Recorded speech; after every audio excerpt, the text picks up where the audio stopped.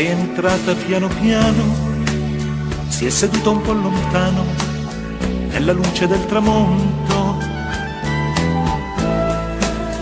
Ma ho capito in un istante che qualcosa non andava e che padre lo comprende,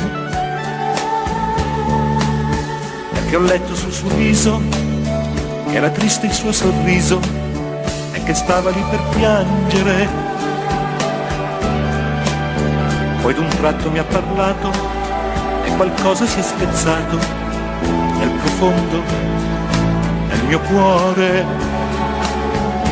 Lei mi ha detto, singhiozzando, sono stata con un uomo, dentro me c'è già una vita, non so che fare.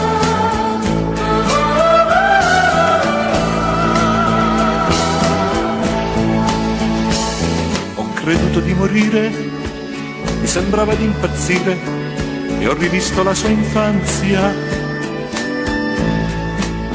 L'ho rivista piccolina, una semplice bambina, la mia unica speranza. Me la sono immaginata tra due braccia sconosciute e la rabbia mi accecava, ma era tanto disperata, indifesa e sprovveduta, che alla fine l'ho perdonata. Lei mi ha detto, singhiozzando, sono stata con un uomo, dentro me c'è già una vita, non so che fare.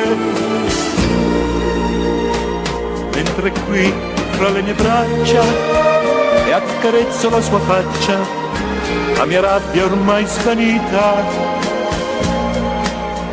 e rimango solo un padre che si trova impreparato a un problema della vita, un problema così grande che non riesco a dire niente e che non mi sembra vero. Ma per renderla felice io farò qualsiasi cosa, anche contro il mondo intero.